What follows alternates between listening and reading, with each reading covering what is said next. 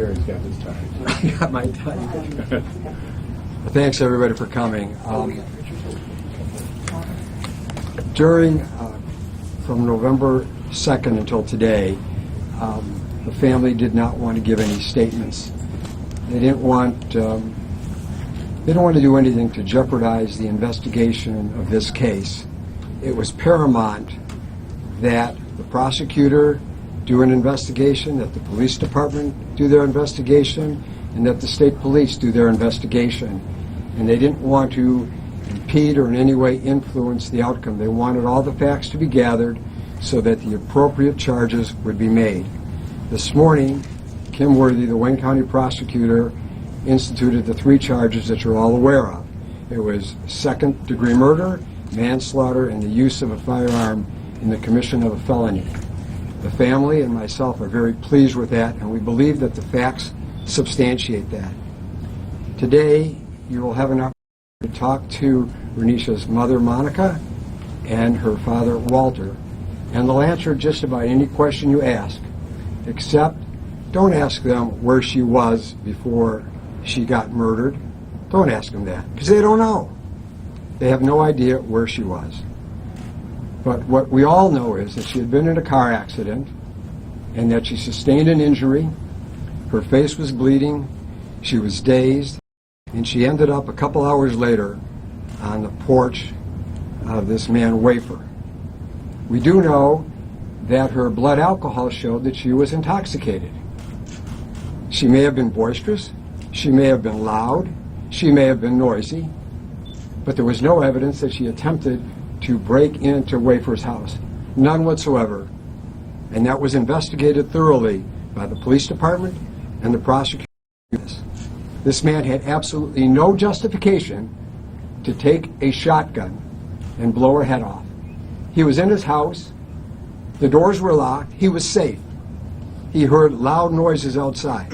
I don't know what those noises were, but let's assume they were real loud noises, boisterous, yelling, screaming. He was safe in his house, and we know he had a phone, because after he blew off her head, he called 911. And all he had to do when he heard those noises, if he was frightened at all, was to call 911. We also know that the Dearborn Heights Police Department responded within 2 minutes. Therefore, had he made the call, presumably they would have been there in 2 minutes. He took his shotgun, he went to the door, opened up the door, and he shot her head off through a screen-locked door. The screen door was locked. There was never any confrontation between him and her. People have asked whether or not this is analogous to the Trayvon Martin case. No one really knows what happened then, but we do know that there was a physical altercation and there was confrontation, physical confrontation, and Trayvon was killed. In this case, there was no physical confrontation. This man wasn't threatened. Look at his pictures. He's over 6 feet tall. Renisha was 5 feet 4 inches tall, 19 years old. And if you look at her pictures, she's got a baby face. She may have been intoxicated. Well, we know she was intoxicated, but that doesn't give anybody the right to blow off her head and kill her. The charges are correct, and we're pleased with the investigation that the prosecutor's office has done here. This is Walter, this is Monica, and if you'd like to ask some questions, would you want to start with Walter?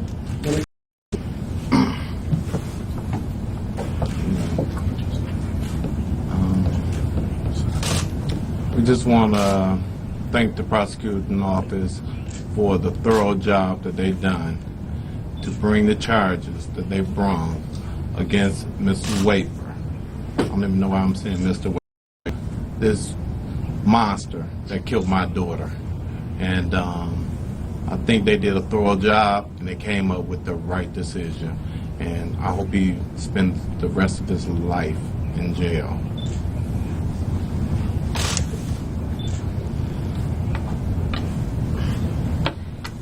I want to thank this community for standing out and speaking on justice on behalf of my daughter.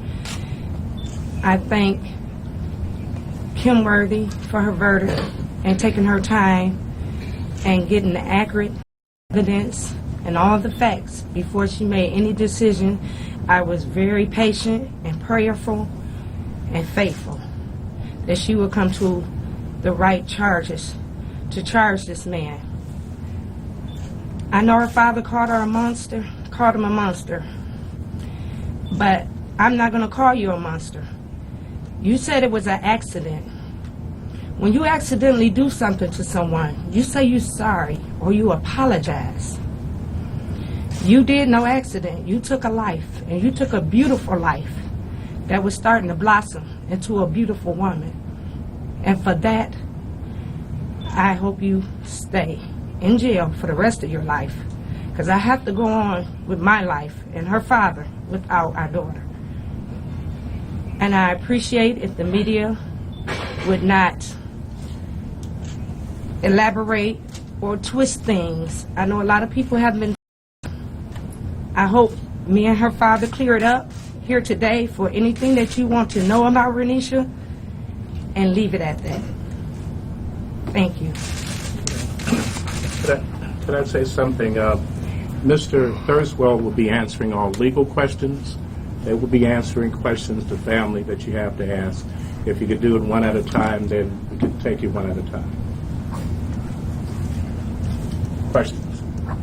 Mr. Thurswell, what's your reaction to the bond, the $250,000, 10% cash surety, likelihood that he, and if you would step up to the mics, please, likelihood that he could be bonded out by tonight, be back out? He may be bonded out, but he's not going to be able to run. He's not going to be able to run. They'll find him. They'll find him. The purpose of a bond is to ensure that he'll appear at the next hearing. The next hearing is scheduled for December 18th at 9 o'clock, where there'll be a preliminary examination. And the judge inquired about his background, whether or not he had ever left Michigan. Apparently, there was a year when he was at Northern Michigan University, but he's worked at the airport for 10 years. So I think the judge did the proper thing.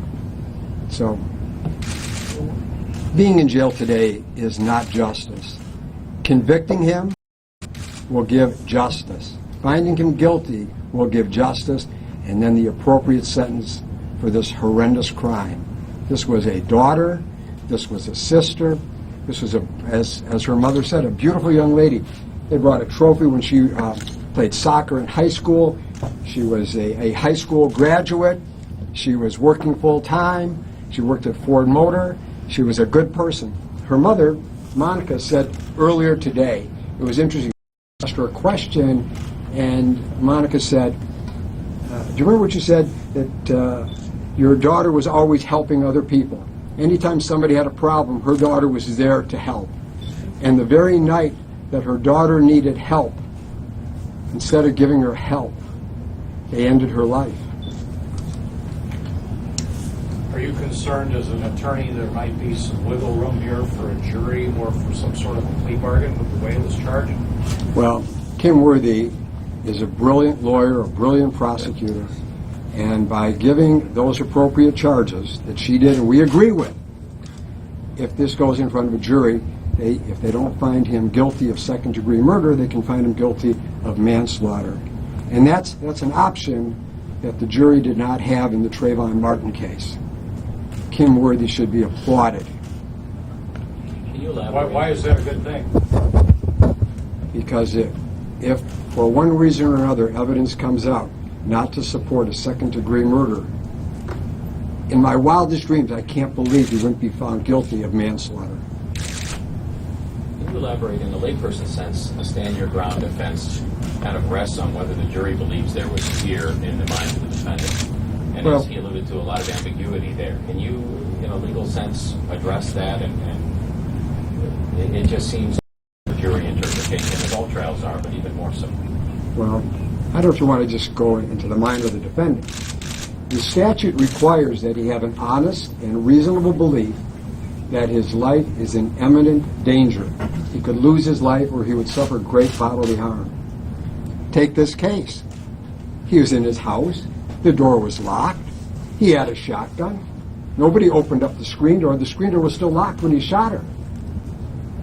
Where's his reasonable belief that his life was in jeopardy or that he was in danger of great bodily harm? Imminent. great bodily harm. Take that word imminent. All he had to do was call 911 in 2 minutes.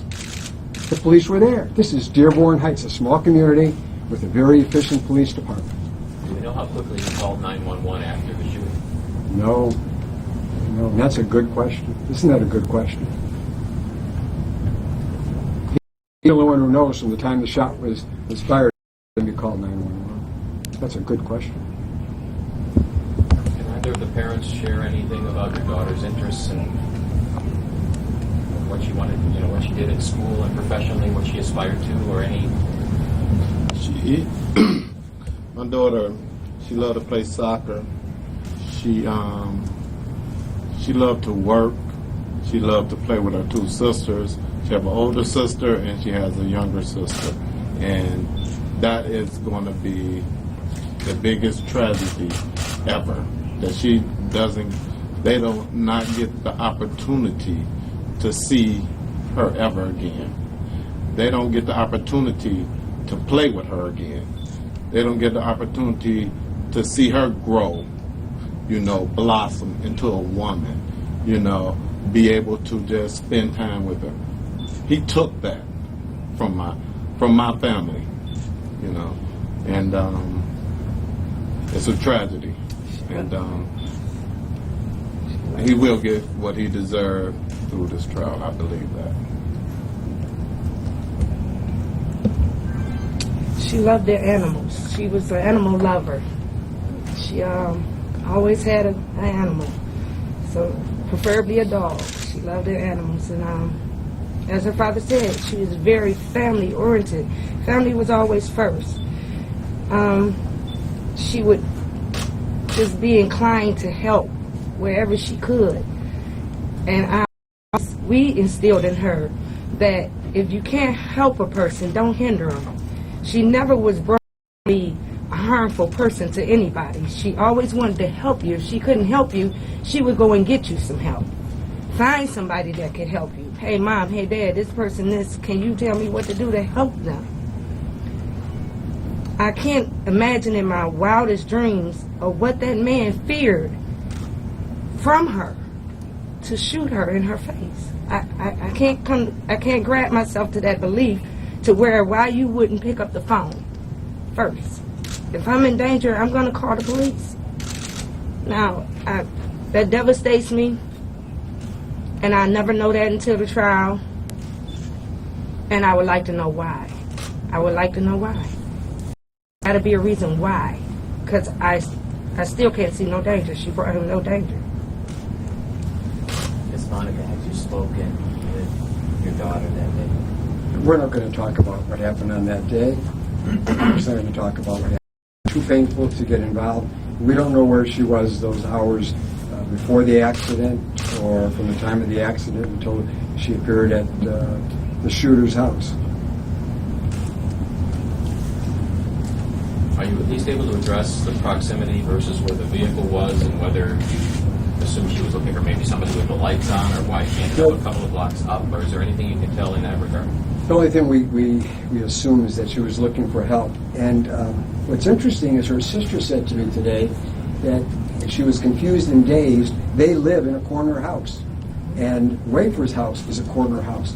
So maybe being dazed, confused, and we admit that she was intoxicated. Maybe she thought that was her home. We don't know. We don't know. How far? I'm sorry, I'm just not clear. How far is this area? I've been out there. How far is this away from where you live? It's a ways. I'm not clear on how far, but it's a ways from You me. live on the west side, though, of Detroit? Yes, I do. So it's probably a few miles, maybe? I couldn't estimate It's that. quite a distance. The bottom line is we don't know why she was there. I've explored that. We have no idea why she was driving on that street. Maybe she was going someplace, and because of the accident, she didn't get to her destination. But we don't know. But I'm convinced and I believe that the prosecutor has a lot more information than we have. We haven't done an independent investigation to go to everybody that saw her immediately after the accident. We didn't go to the neighbors of Wafer. But we do know, Mr. Scott here, Ron Scott, We do know that she had knocked on at least one other house Yes. before she got to the shooter's house. We do know that. When we went out that night, the first night when we were doing a vigil, there were individuals who actually circulated a pamphlet or a one-pager calling for justice. And at least there was one neighbor who at that particular point indicated that she had knocked on the door. Now, whether or not he can independently could be corroborated or not, that was what they told us. Have you heard from the family, or anyone in the shooter's family or the shooter reach out to you to apologize? No. And what you know, I would hope, he did wrong. He did wrong. And he should take responsibility for his wrongful conduct. And he should get a hold of the prosecutor, and he should plead guilty, because this family will not have closure until he pleads guilty or is found guilty. So as soon as we can have some closure, the better this family will be, and they'll be able to go on. If he did offer an apology, what would your parents, what would your reaction be to that? I couldn't accept the apology because my daughter don't breathe no more, but he does. And for that, I couldn't accept no apology. I didn't say an apology. I said he should admit responsibility and, Right, I know. and plead There's guilty, no because reason that when this you're family really wants to go on. Say you're sorry, so that's all. If I could add one thing, and we didn't want to let anybody but the parents speak. You've been asking for that. What I can say, there's been a lot of discussion about what this is, and Mr. Thurswell mentioned it before, that this was a case of human profiling. You know, you think about any one of your children, any one of your relatives, no matter who they were that night, that this could have happened to them. So as you write this story, as you show the video, just think about the fact that any 19-year-old girl might be in a similar situation. And that should bring us together as a community to demand justice and not separate us at all. Thank you. Why today? Why are you speaking up today? Because the charges have already been instituted. We didn't want to influence the prosecutor one way or another. We didn't want to make this a racial situation. We didn't want to inflame anybody. We wanted the prosecutor to do an independent, thorough investigation. And I'll tell you, everybody in this room and everybody in the state of Michigan should be grateful to have such a wonderful prosecutor as Kim Worthy. She could not have been more thorough. And as Monica, Renisha's mother, said, we wanted a thorough investigation because we wanted a conviction. And if you don't have a thorough investigation and you don't obtain all the facts, all you're going to have is some charges that will be thrown out. You say you didn't want this to be racial. Parents, do you believe this is a racial situation? I believe that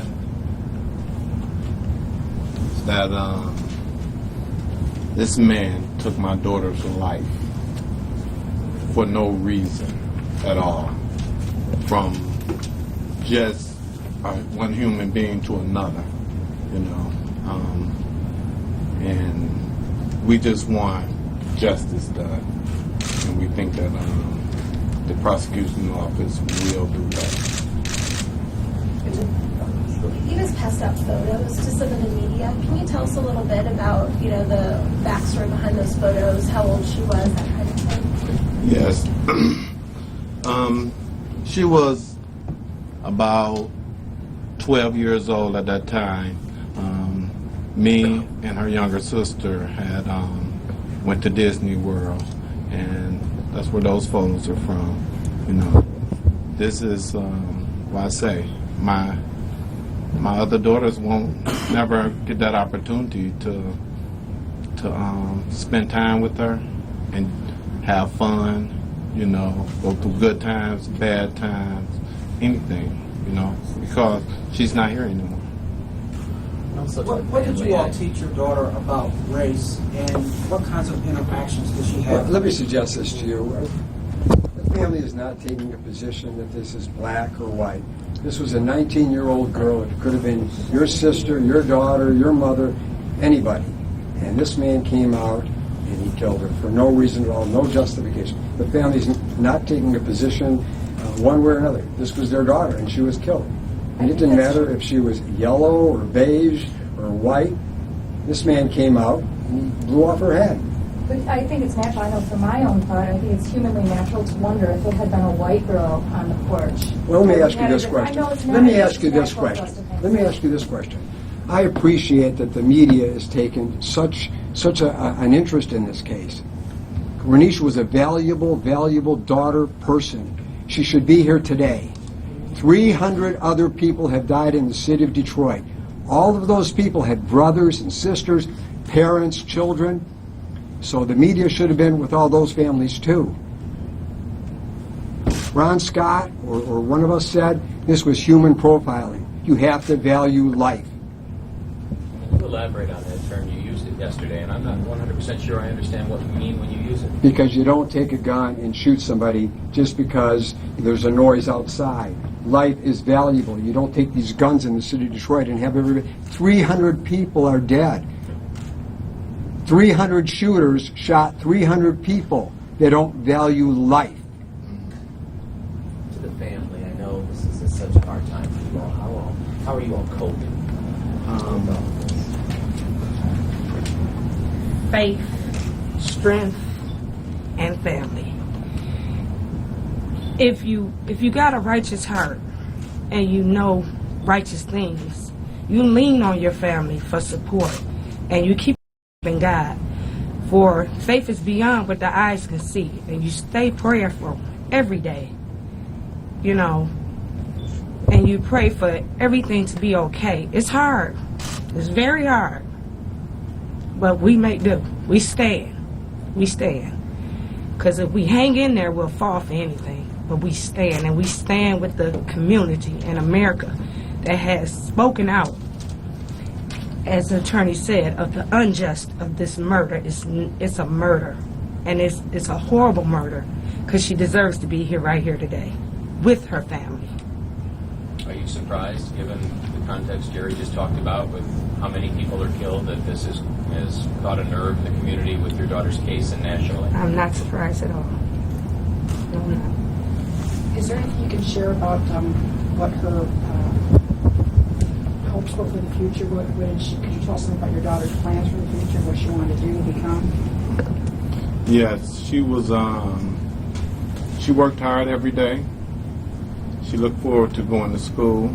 She was going back to school. She had dreams of being a nurse. She had dreams of being in the automotive field.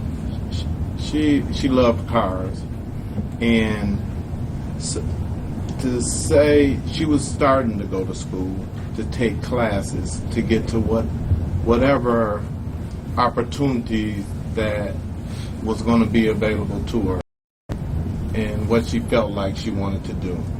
But she was just beginning. She's only been out of high school for a year. She just graduated in 2012.